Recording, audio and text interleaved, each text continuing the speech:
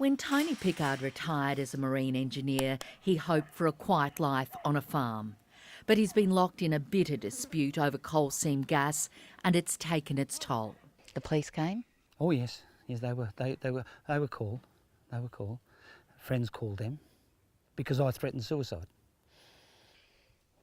And they took your guns? All my weapon is gone. Yes.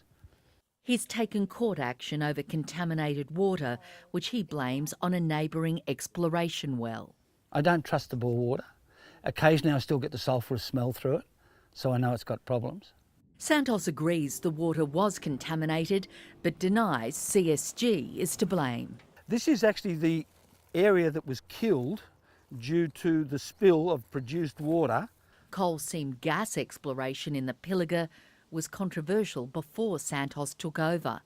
The salty brine extracted from deep underground flooded areas of the forest, and Santos is spending millions of dollars trying to fix it. So what you see here is damage from brine effectively hitting the land, which we're in the process of rehabilitating. Fresh underground water drives the economy here. Irrigator Sarah Zaholka, who grows peanuts and potatoes, says she's alarmed about the risk from CSG. And so far, she's unable to insure against the potential loss of water. Essentially, if we did not have access to that water, or if that water was contaminated in any way, we would not have, it threatens the entire viability of our business.